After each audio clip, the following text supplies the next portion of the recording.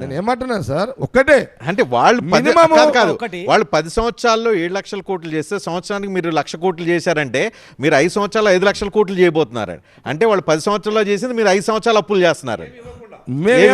Sir నేను ఒక మాట చెప్పాలా, బీజేపీ శాసనసభ్యులు గారు ఒక్క విషయంలో వారు ఒప్పుకుంటారా ఒప్పుకోరా మాకు చెప్పాలి సార్. నేను ఒక ప్రశ్న అడుగుతున్నా వారికి, ప్లీజ్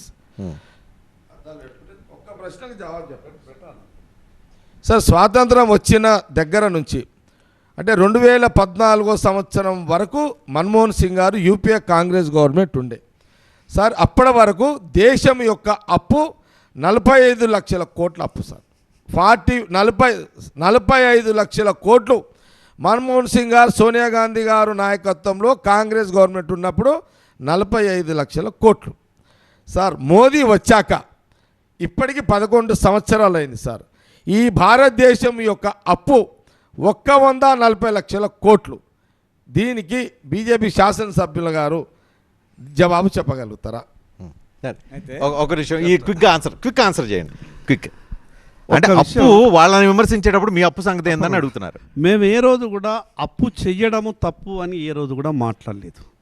నేను నిండు శాసనసభలో నేను మొట్టమొదటిగా గెలిచినటువంటి శాసనసభ్యుని అయినప్పటికీ నేను ఆ రోజు చెప్పిన, అప్పు చేసేటప్పుడు చేసేటటువంటి అప్పు ఏ రకమైనటువంటి అప్పు చేస్తున్నారో కేవలం మీ కమిషన్ల కొరకు, కమిషన్లు వచ్చేటటువంటి ప్రాజెక్టులు డిజైన్ చేసి అప్పులు చేయడం మాత్రమే తప్పు అని అన్నాం. బీఆర్ఎస్ అంటున్నారా, కాంగ్రెస్ అంటున్నారా? కాంగ్రెస్ పార్టీ, టీఆర్ఎస్ పార్టీ రెండు పార్టీలు కూడా చేసేటటువంటి తప్పులవి.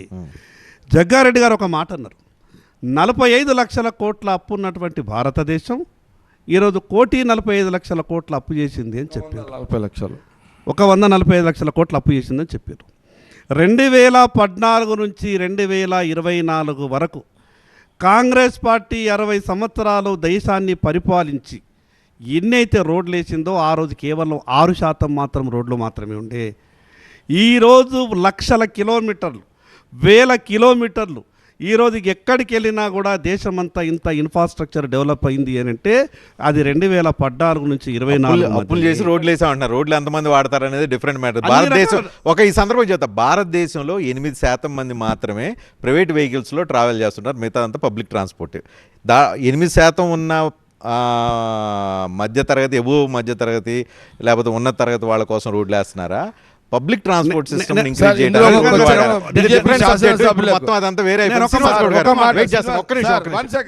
ప్లీజ్, అంటే వారు ఒక మాట అన్నారు, బీజేపీ శాసనసభ్యులు శంకర్ గారు ఒక మాట అన్నారు,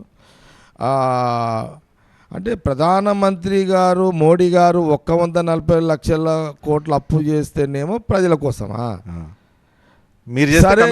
మేము అప్పు చేస్తేనేమో కమిషన్ల కోసమా? అంటే మరి ఆ 140 లక్షల కోట్ల మరి ఆయన కమిషన్ కోసం చేయలేనట్టు, అదిగా చేసినట్టే కదా. ఆయన కూడా ఇక్కడ మేము కమిషన్ తీసుకుంటే ఆడ మోడీ గారు కూడా కమిషన్ తీసుకున్నట్టే కదా. తీసుకున్నారు అని నేను అనలేదు, మీరు కమిషన్ తీసుకున్నారు అని అనలేదు.